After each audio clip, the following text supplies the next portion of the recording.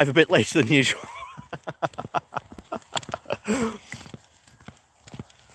Bit later than usual, but you know, never have I ever been one for, shall we say, keeping a schedule on these good morning walks. Yes, as you can see, as always, it is a beautiful morning here in South Yorkshire. The sun is just rising, so that'll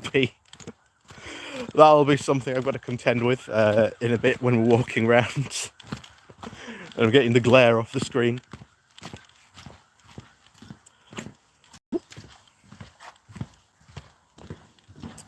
But as always, good morning, good morning, good morning. Pretty bird, greetings. Good morning to you. Oh.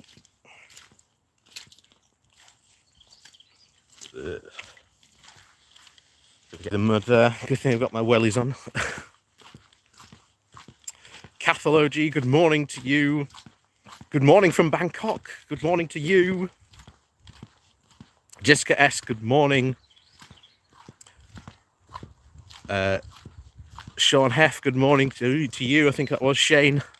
Good morning, good morning, good morning. One and all.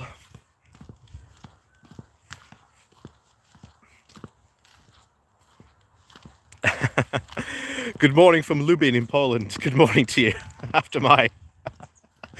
After last week's awful geography test you put me through last week. Oh yes, but good morning, good morning, good morning, one and all. Yes, the job has been actually going quite well. As you all know, I'm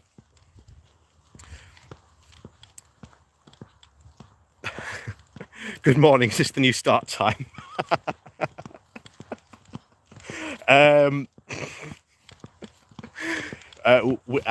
Difficult to tell sometimes, Mitch.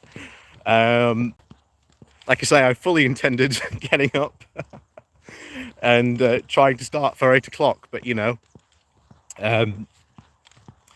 sometimes, you know, the best laid plans go completely awry.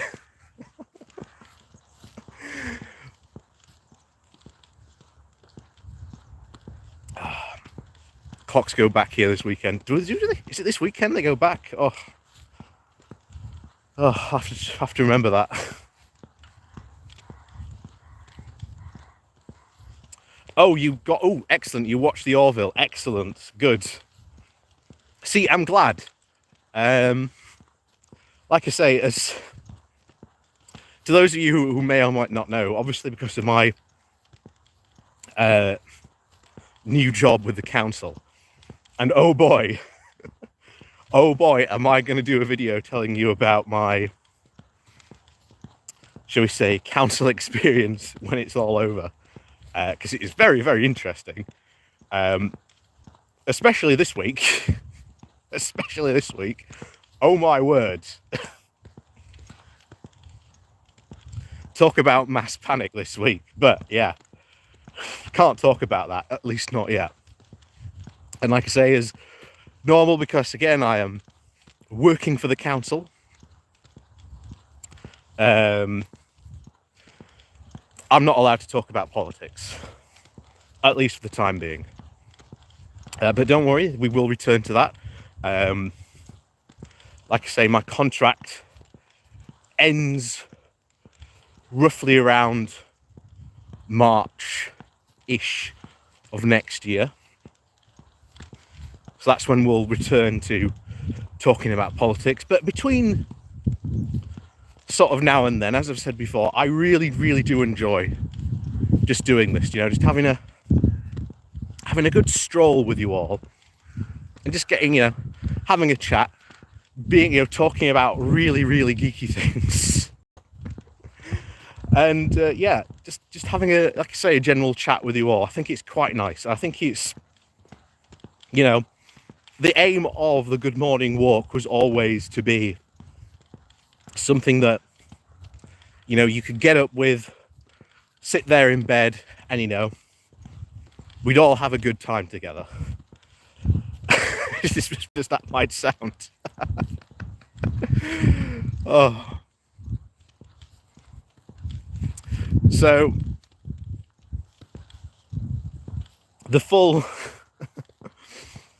so what are we talking about today?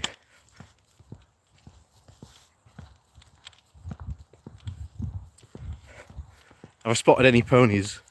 There were some, and there are some coming up, so don't worry. You will get to see the ponies. They are out today. We've got a beagle coming up on us, so we might get to see that in a bit.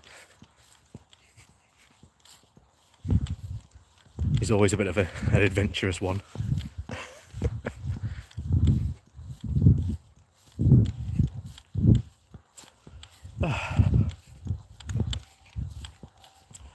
But yes.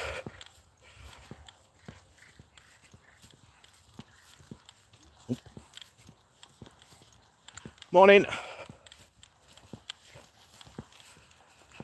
So, last week we talked about my love of the Orville and, well, how it is, I think, in my opinion, better than modern Trek. So I know Mitch has just said that he has watched the Orville. Excellent, great.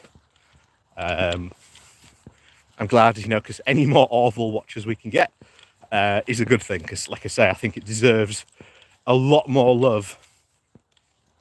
And I hope it does end up filling a very similar spot to Galaxy Quest, in the fact that a lot of people feel that even though it doesn't bear the Star Trek name, it is Star Trek.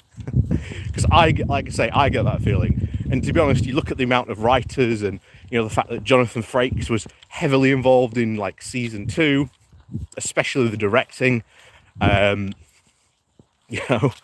It practically is Star Trek in all but name. So I hope that's what it becomes. Someone mentioned that I should do a Babylon 5 stream. And I definitely would like to talk about Babylon 5 at one point. Babylon 5, again, another very, very good sci-fi series that was very, very much, I'm not going to say underappreciated,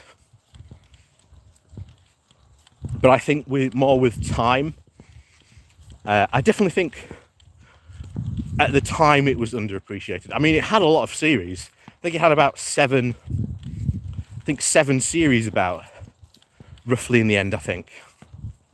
And of course, we got the news a couple of weeks ago that it is going to be reborn. So maybe in the future I might do a Babylon 5 stream. I might hold off on it for a bit and wait till the reimagining of it comes out. That might be quite fun to talk about. But yes, today's stream, D&D, or to give it its full name, Dungeons and Dragons. Because my sort of experience with D&D actually starts when I was quite young. I think I must have been about 7 or 8. I think I walked into Waterstones in Meadowhall. I was just perusing through the books. And then I saw something called the Monster Manual. Now, I had no idea what it was, but I picked it up, looked really, really cool, spent money on it, and was not disappointed. And of course, at the time, and I still actually have that Monster Manual to this day, it was the Monster Manual for 3.5, as it was back then for that edition of D&D. And that was sort of my very encounter with Dungeons and Dragons itself. Not really understanding what it was, but I just had this really cool book with all these different monsters and it telling you about all these different monsters. Later on, again, based on that, I ended up picking up a board game version of Dungeons and Dragons as well. And I played that quite a bit. In fact, I still have that to this day. Somewhere. I don't know where, but it's somewhere. And yeah, I remember that being really fun as well. And that was sort of it until I got to university. And then I discovered the quote original gaming club, as they like to call themselves. And these were again society we had at universities. You do a bit of fun activities here and there. You know, I was part of the swim team as well. Oh. Our first pony of the day.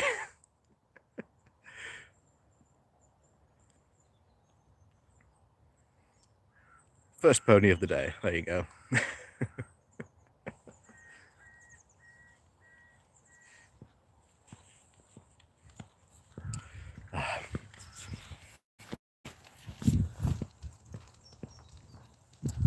And so my sort of first interaction with them, like properly, and it wasn't actually D&D we played.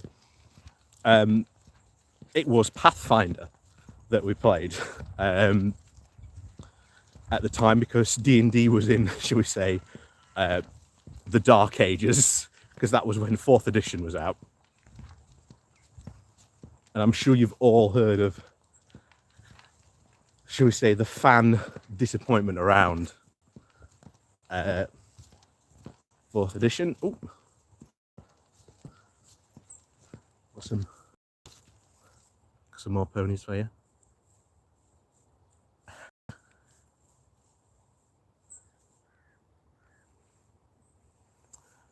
So the fan disappointment around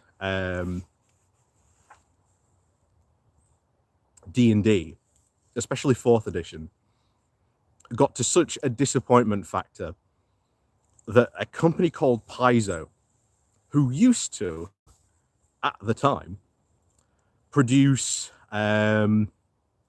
essentially the monthly magazine originally for D&D, when Wizards bought them, they dropped Paizo, and then Paizo, this company who, again, all they did was write about D&D, was like, well, what do we do now? Because we're no longer the official, the official magazine for Dungeons and Dragons. What do we do? Well, they essentially went and made their own. Oh, tiny little foal there. If you can see him, there he is.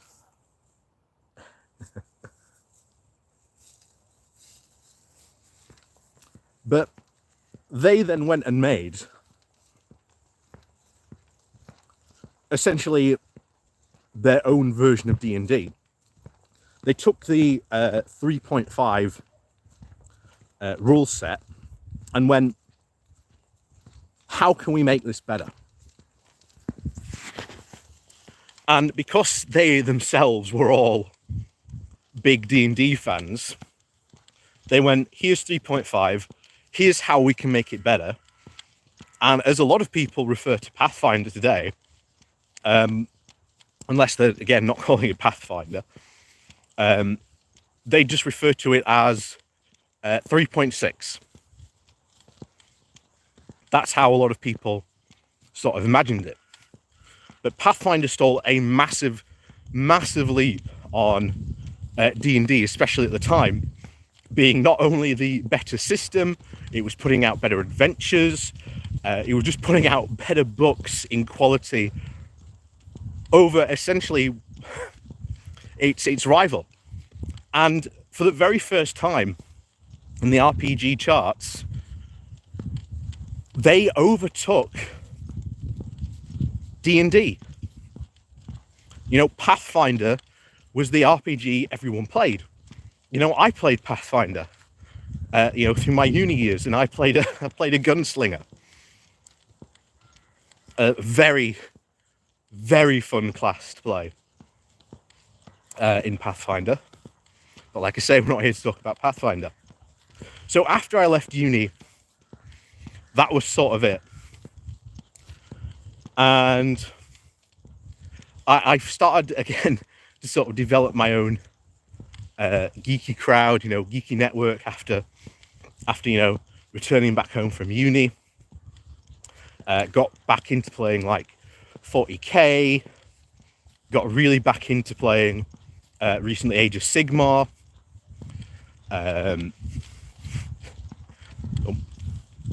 Little doggy. So it was only a matter of time, I suppose, before, should we say, D&D crept back in. And that's exactly what happened. In about 2018, I think, one of my friends must have bought either the starter kit or the essentials kit for D&D 5th edition.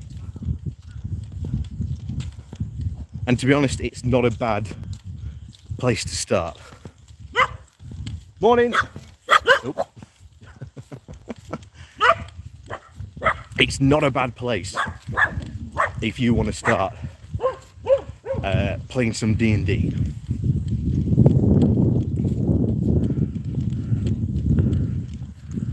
It's a very good, very, very good place to start picking up one of those starter kits. Give you sort of everything you need to know, you know, and need to play. So if you want my recommendation of how to get into D&D, grab some friends, grab the starter kit or the essentials kit, or both if you want to, and start there. Gives you everything you need to start. It's a very, very good starting point. And like I say, just jump into it. In fact, I gave this advice to someone else at the council recently.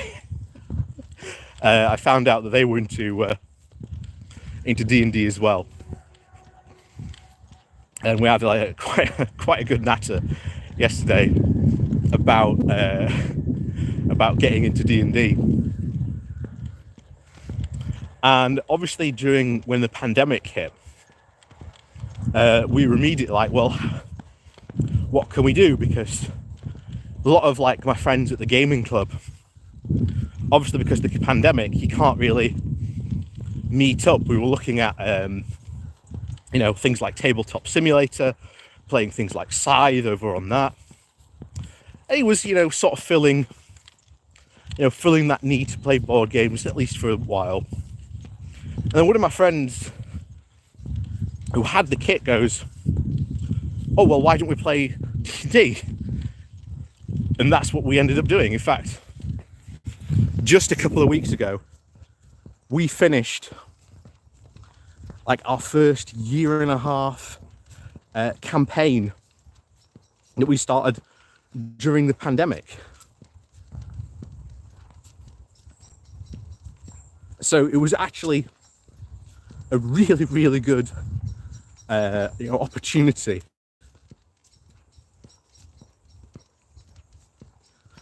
for this.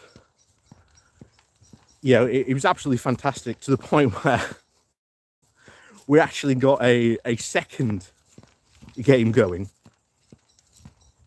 which is still currently ongoing. You know, playing D&D. And those of you who might be scared about jumping into it, even though I think I was probably the only one who had any experience at playing like a tabletop RPG, took a bit of time to know both these groups who had never played these types of games, had never ever played these types of things before. Love it. We love playing it. And I think most of all, it was such a, I said it last time, that D&D is such a social game. It's just so much fun to, sit, watch and play. And I'm sure most of you have heard about, especially during the pandemic, the rise of, D&D during the pandemic. And there were a ton of stories, not only just, the popularity of things like Critical Role. Again, no spoilers, please, because I've got to wait for the video to pop up. I think it pops up about Monday here for me, but I'm waiting on it. But yeah, I'm looking forward to campaign through Critical Role. I think it's going to be quite fun. So it's just waiting on that. So no spoilers.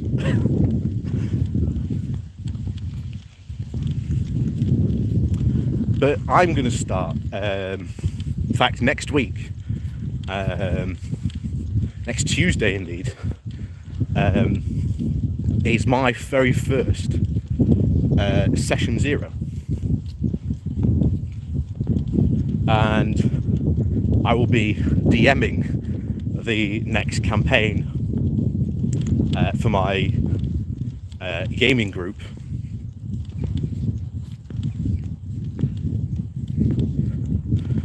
Do I play campaigns more than simple missions? Up to you. If it's your first sort of time playing D&D, play a couple of one-shots, and there's plenty of material out there online for you to play.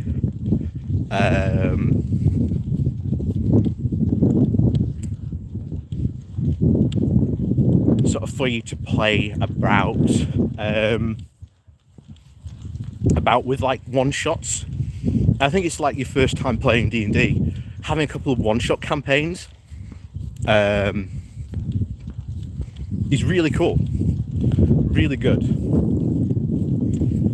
But don't be afraid to jump into a campaign once you've done like one or two one-shots, just to get a hang of the rules and how it all works, because there's again some fantastic materials out there for campaigns. And like I say, we did the campaign that we've just finished with the first group. We started off doing the Dragon of Icewind Peak, and then we switched over to, I think it was the Storm King's Thunder is like the continuation campaign, but we sort of decided to not continue that because there are 2 other modules we could have pursued if we wanted to have a longer campaign with those characters, but we decided that we'd stop it there because it was a natural stopping point, in case anyone else wanted to D&D.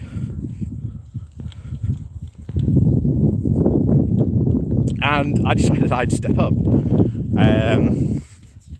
So I have been heavily researching for a while, knowing that this is what I wanted to do, to play Curse of Strahd, probably one of the most known about modules of all of D&D.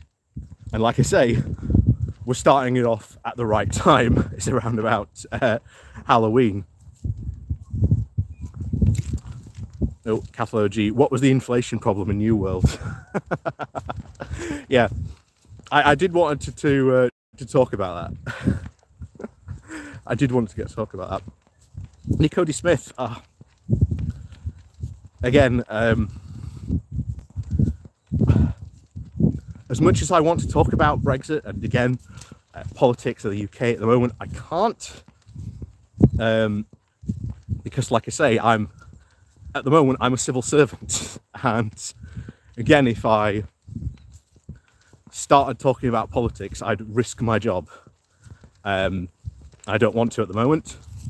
And like I say, it's only a short-term contract. It's only about until March next year. So don't worry, when it's, like I say, when the contract is over, I will return to talking about politics. You have my word and guarantee that I will. Just that I can't at the moment. Just, trust me, the stuff that I'm dealing with at the moment, I will be making a video about it when it's all over. Because what a week I've had.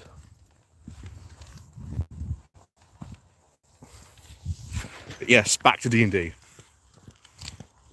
So I've really been looking forward to Curse of Strahd because it is one of the most popular modules out there. Oh wow, Mitch, thank you very much for that. Thank you very much for the support there. Is D&D more based on imagination or based on guides and rule books?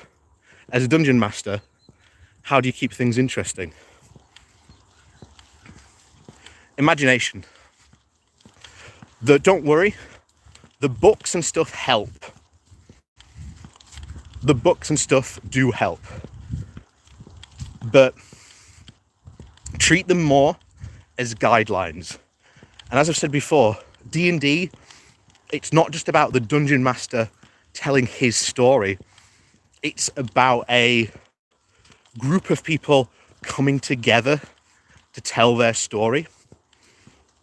And if a player comes up with a good idea or, starts doing something that's really cool, roll with it. Even if you have to go, okay, you've just done this. Can you give me 10 minutes to work out what happens? Go with it. Go with the flow. It's not just, it's not just your story. It's everyone else's at the table as well. So don't be afraid. Talk with your players. Like I say, session 0. I'll tell you about what's going to happen with my session 0 Curse of Strahd, because I think this might help even more. So, for those of you who don't know, a quick overview of Curse of Strahd. Curse of Strahd is what we call a campaign module. It is essentially a campaign in D&D is like a long-term D&D game. It's more than a one-shot. It's going to be like a couple of games. It's probably going to be, again, depending on my party. When I've looked it up, a lot of people have said that it's going to be between about 14 to 17 sessions of D&D. That's if, obviously, we can play it about, maybe about once a week. Of course, that depends. So session 0 for me and my characters is, even though you can start Curse of Strahd at level 1, I do not want to start them. Hang on.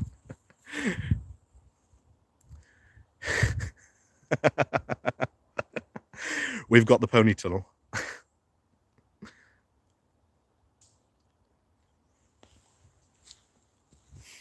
So I did not want them to start at level 1 because the very first dungeon that they're going to be entering, through everything that I've read, module-wise, about the module, can we get through here? This is the big question.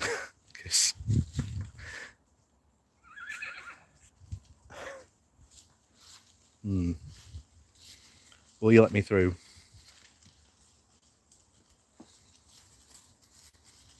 Thank you, buddies. Oh, if you want to, come on.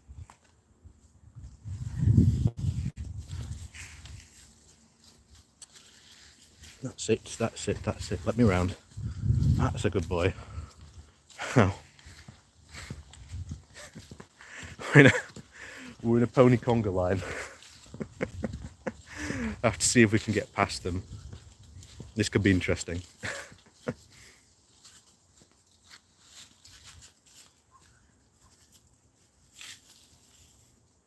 What do you want?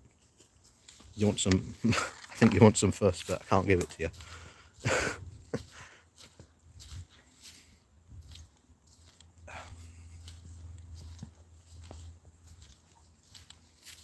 Can we get through? That is always, of course, the big question.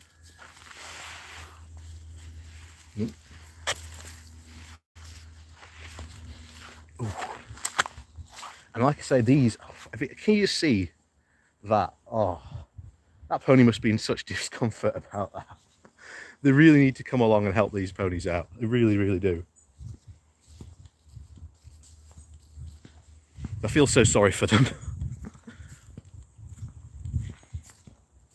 So anyway, we've managed to get through them. Managed to get through them this time. But anyway, yes. Curse of Strahd Session 0. Because I think this will help. So Curse of Strahd is very, very deadly. And especially from low levels, you are expected to take on things that a level 1 player, or even level 2, can potentially instantly kill them. So what I'm doing is I want to start them at level 3. But what I'm going to do for Session 0 is I've said, think about what type of characters you want to play. Think about having a bit of a backstory. And in Session 0, we'll sit down and we'll create the characters. You know, you'll create a level 1 character. That's what I want them to do first. Once they're at level 1, I will then ask them, all of them, to explain and tell me how they all came together, how the party met, and their first mission together. What did they do? So instantly, I'm telling them to tell me how they all met and what their first mission was like. I will then ask them, once they've done that, to advance to level 2.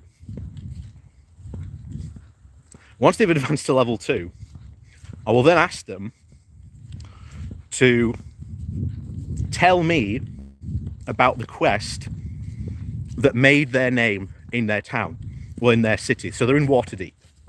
That's where we're starting the campaign. So we're in Faerun on the Sword Coast, the OG, shall we say, starting point for many a D&D campaign. So I'm basically going to ask them to tell me what they did, because some of these things that they then tell me, I can then take and try and work them in to Curse of Strahd. Maybe they made an enemy that can appear in Curse of Strahd. Maybe they've done something where Strahd can use it to his advantage against the party. Because as soon as they get, and we have like our first game, we will kickstart Curse of Strahd properly. They are going to receive the letter inviting them to the lands of Barovia to come and help out the Burgomaster, and then we shall start the game.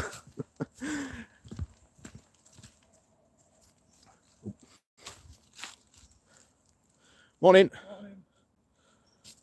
Thank you.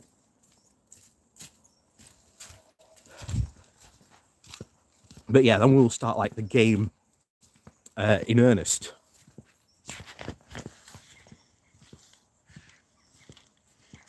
The game's afoot should be my first line.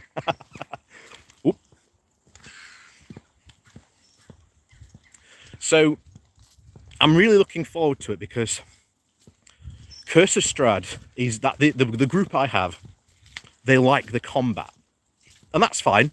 You know, I've set and thought about making Curse of Strahd so it's very combat heavy for them, but also there will be a lot of role play in it for them as well.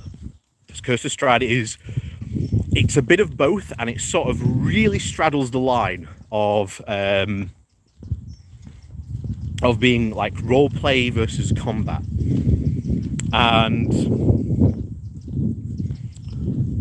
I know my group want more combat, so I have got the book Van Richten's Guide to Ravenloft. Very good book, by the way. So if you're a DM or a player, I highly recommend that, because it's got lots of very good scenarios, tells you more about the world of Ravenloft and the Shadowlands, like other places you can adventure. But the big thing for DMs, it's got a monster section. It's got a whole section of undead monsters, new types of zombies. It's got a Nosferatu stat block in there, so they're going to be fighting a Nosferatu at some point in the campaign. But also look beyond just the original, like, published D&D materials. So, for example, for Curse of Strahd, the Reddit thread, Our Curse of Strahd, is a massive resource. And I mean a massive resource for Curse of Strahd stuff if you are playing it. It's so good. I've got loads of maps from there. I'm using the Mandy mod additions to Curse of Strahd, as well as the Draconic, I can't remember the guy's name, the other like really famous guide, or that so become the more famous guide to Curse of Strahd. They're really good, and I think adds a lot more to the Curse of Strahd material, and adds to the campaign. But again, like I say, be creative, and and be, think about how your characters would react, because very often in in Curse of Strahd, you will encounter 2 stones. Now it hints heavily that there is a 3rd stone somewhere, but in the official material, in the actual book, Curse of Strahd, it's so it doesn't even mention the 3rd stone at all. It says that there's a 3rd one somewhere. There are characters who have dialogue who specifically talk about there being a 3rd stone somewhere.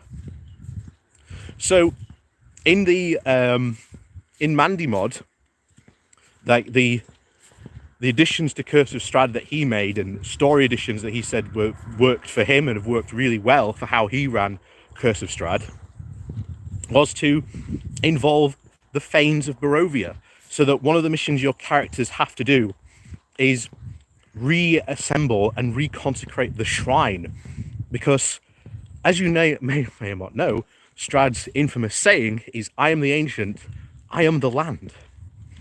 So how did Strahd become the land? Maybe he found out about the Fanes of Barovia, and then he desecrated their shrine, and then took their stones, which allowed him to become the land. Which is why, he has control of the wolves, the bats, but not the ravens, because there's a reason why, but we won't spoil that surprise.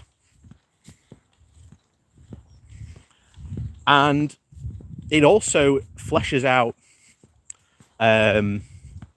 like the brides, because you get the names of the brides, and they're just told to be vampire spawn. But I think in one of the, I can't remember which one it is, it expands upon them, gives them a more concrete stat block, and the more than just vampire spawn. It actually makes them a bit of a challenge to the players as well, and you can involve them, I think, a lot sooner and earlier in the campaign, and again make them a threat. So it's not just Strahd they've got to worry about, it's the fact that there are these his like lieutenants. You've got Rahadin, and then now he's got the vampire brides, who are again a lot more scarier in in this. But I also have, and I highly recommend, if you are into D&D and you do not know about DM's Guild, which is an online shop where essentially people have written their own content. You can buy books, you can buy extra materials from there. I have, and I always recommend this, if you're playing D&D and you want more monsters, or you want a bit more variety in your D&D, get the expanded monster manuals. And there's 3 of them. And I can say they are highly worth it. Because not only do they give you variations on stat blocks that are in the official monster manuals, the expanded monster manual 1 is based on the very first monster manual. Expanded monster manual 2 is based on Volo's Guide and Mordenkainen's Tome of Foes, and the 3rd one, there are a lot more original monsters. Some of the monsters he's brought back. Indeed, in the 3rd one, there is stat blocks for the Illithid dragons, basically the Mind Flayer dragons, and a lot of people have been sharing it. If you've followed the D&D Twitter, they shared last week that there was an Elderbrain dragon coming back, but I already have the stat blocks for all the different various types of dragons, from young to greater to ancient types of Illithid dragons. So it's honestly a great resource to have.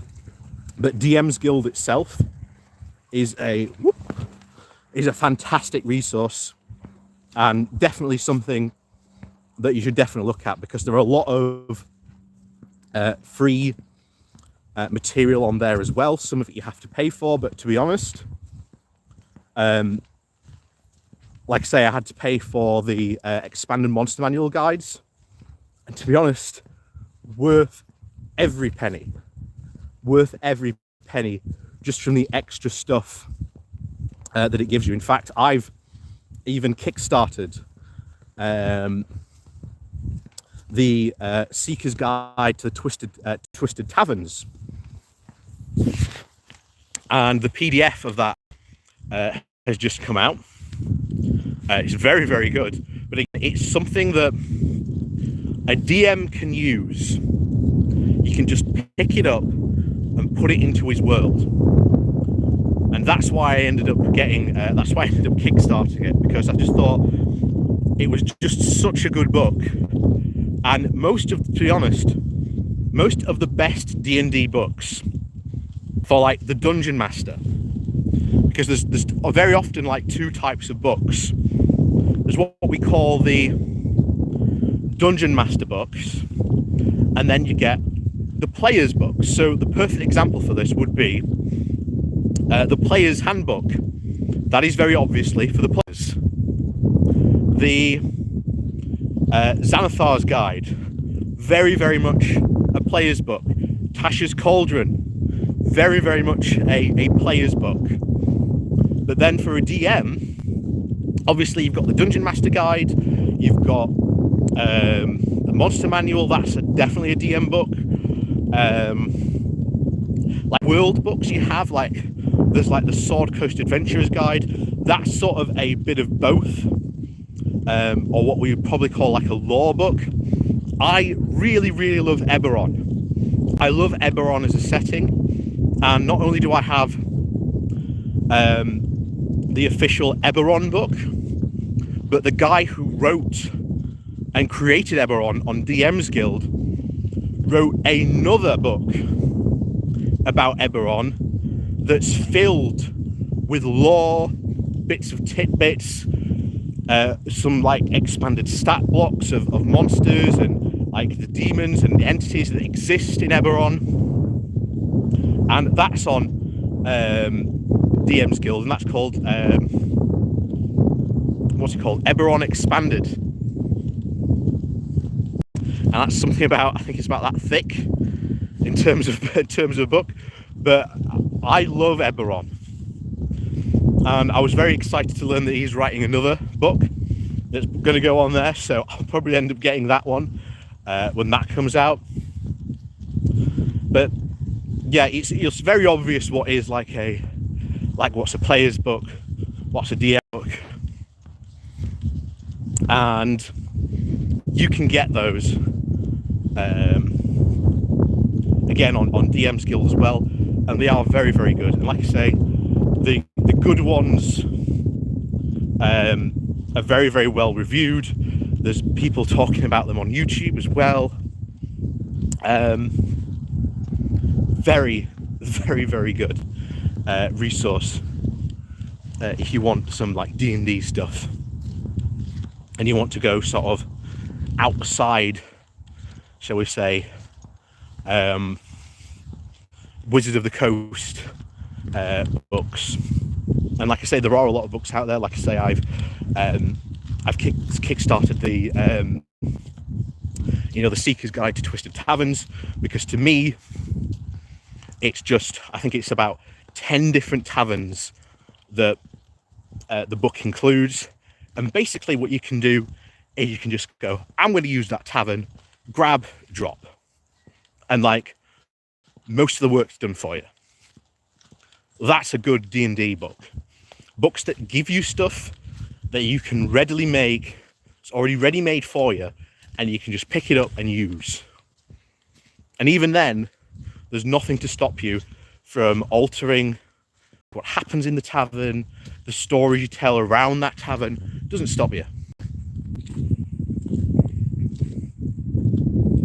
Oh yes, the Deck of Many, yes. Can't forget about that.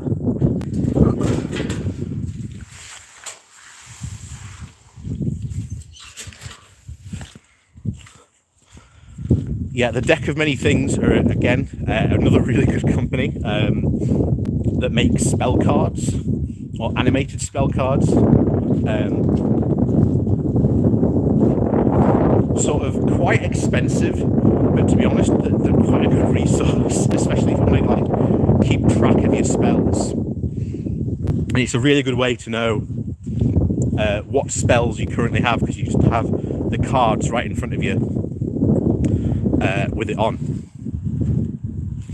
But yes, we've come to the end of yet another good morning walk, and like I say, thank you as always, one and all, for joining me.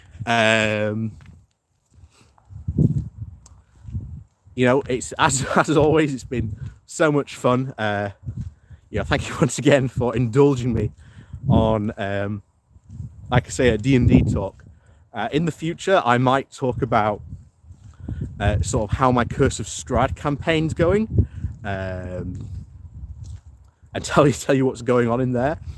But I do want to talk about more geeky subjects. Like I am thinking about, should we talk about Star Wars maybe next week? should we poke that hornet's nest and talk about the new series? And not only that, but Star Wars Visions. Oh my word! If you want a good recommendation from me, Star Wars Visions, definitely go and watch.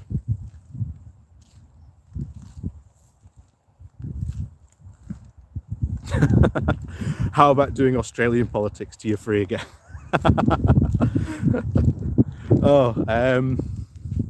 Again, I have to be careful. I really do have to be careful, because there's a lot of rules.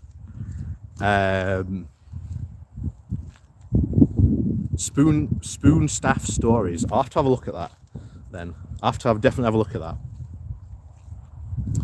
But yes, as always, thank you one and all for joining me again on the Good Morning Walk. It's been an absolute joy and a pleasure as always to be with you.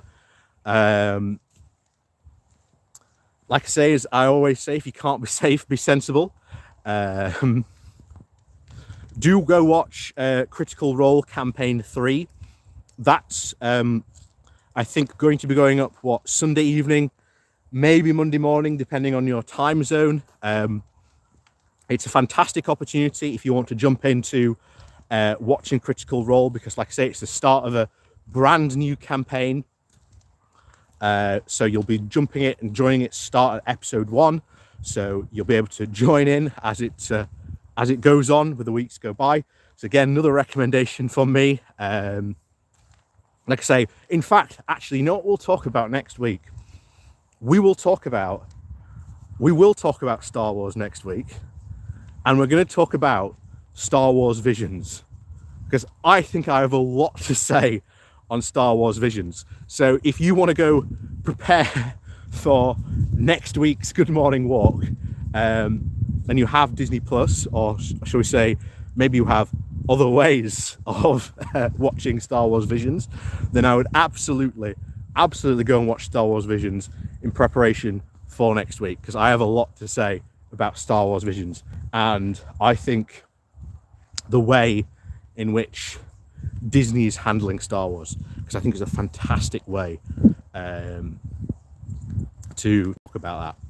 So as always, I will see you next Saturday on the Good Morning Walk. And as I always say, if you can't be safe, be sensible.